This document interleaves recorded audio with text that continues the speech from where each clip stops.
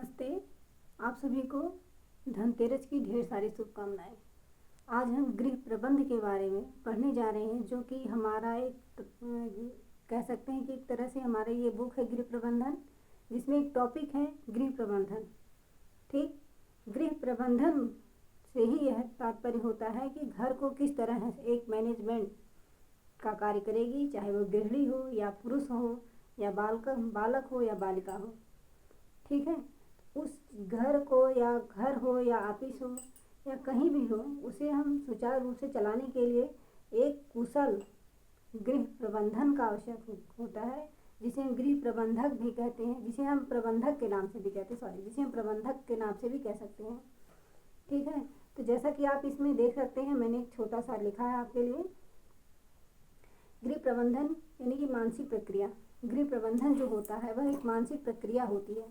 अगर व्यक्ति शारीरिक रूप से स्वस्थ है, मानसिक रूप से फ्रेश है, तो वह अपने कार्य को सुचारू रूप से कर सकता है। इसमें देखिए, आयोजन, नियंत्रण और मूल्यांकन की आवश्यकता होती है। किसी भी कार्य को हम अगर करने जा रहे हैं तो हमें आयोजन यानी कि सभी चीज़ों का समावेश होना चाहिए। उसमें जितने भी जिस कार्य को हम करने जा रहे हैं, उस कार्य में किस किस चीज़ की आवश्यकता है, उसी को हम आयोजन कहते हैं। ठीक, और उसके बाद हम नियंत्रण भी करेंगे। नियंत्रण का मतलब, हम जैसे किसी कार्य को करने जा रहे हैं, सपोज दैट हम जैसे खीर बनाने जा रहे हैं, तो हमने आयोजन तो कर लिया, उसमें दूध, चीनी, पानी की व्यवस्था हमने कर ली। उसके बाद हमें नियंत्रण करना पड़ेगा कि उसमें क्वालिटी क्या है, उसमें क्वांटिटी क्या है, मतलब हमें जितना चाहिए उतना है कि नहीं है। तो हम थोड़ा सा रुक कर उस चीज़ को एनालाइज करेंगे। उसके बाद हम मूल्यांकन करेंगे, कोई चीज़ बनी है तो कैसी बनी है। बात समझ में आ रही है? अगर वह चीज़ पूरा हुआ तो कैसे हुआ है, तो देखिए कैसे हुआ है। जब ये बात आई तो उसमें ये जो मानवीय और अमानवीय साधन देखे जाएंगे। उसमें हमने कितना अपना गुण विकसित किया है और कितना हम बाहर से उसमें सामग्रियों को इंक्लूड किया है। तो इन सारी चीज़ों से जब हमारा प्रोडक्ट तैयार होता है तो आवश्यकता की पूर्ति होती है। यानी हमारी आवश्यकता थी खीर बनाना, और हम इन सारी चीज़ों का समावेश करके हमने अपने कार्य को पूरा कर लिया। और जब कार्य पूरा हो जाता है तब हमको क्या मिलती है? संतुष्टि मिलती है, फीडबैक मिलता है। बात समझ में आ रही है? ठीक, आगे देखते हैं। इसी चीज़ को अलग अलग राइटर ने अलग अलग तरह से परिभाषित किया है। जैसे किसफील्ड महोदय ने क्या कहा है? प्रबंधन को एक्शन ऑफ साइकिल कहा है।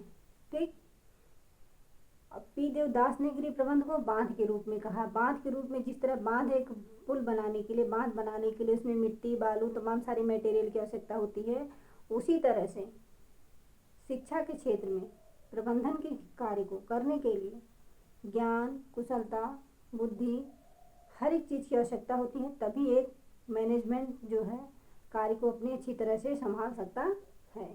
ठीक है, कोर्जीन ने गृह प्रबंध को व्यवहारिक विज्ञान कहा है। एक कोर्जीन महोदय है, इन्होंने गृह प्रबंध को व्यवहारिक विज्ञान कहा है। अगर व्यक्ति के अंदर व्यवहारिक कुशलता या व्यवहारिक ज्ञान नहीं होगा तो कितनों भी बड़ी से बड़ी उसके पास कंपनी खड़ी हो या बहुत बड़े उसके पास बिजनेस हो, अगर उसके व्यवहार अच्छा नहीं है तो वह किसी कार्य को सही से कार्य नहीं पाएगा। ठीक है, तो इसलिए जो है व्यवहार का होना आवश्यक है।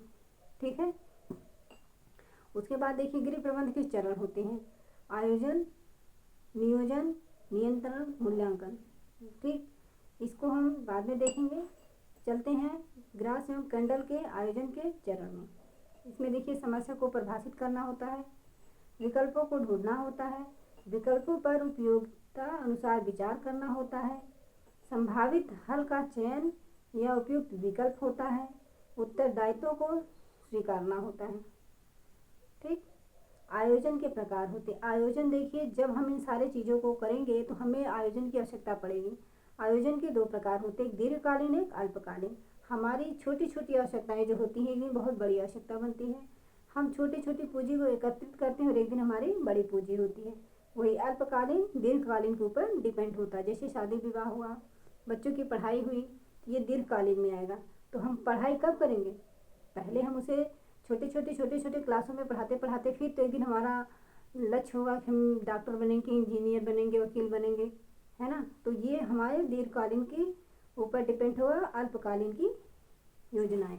ठीक है, हम योजना बनाएंगे किसी चीज़ का तभी हम उस पर कार्य करेंगे। तो उसी को जो है ये आयोजन के रूप में देखा गया है। ठीक, उसके बाद आता है संगठन। ठीक, संगठन क्या चीज़ है? संगठन हर बुक में हर जगह अलग अलग इसको देखा गया है। हम यहाँ देखेंगे आयोजन से जुड़े पहलू को संगठन कहते हैं। जो भी हम योजना बना रहे हैं, जैसे हमने आपको बताया खीर की उदाहरण दिया।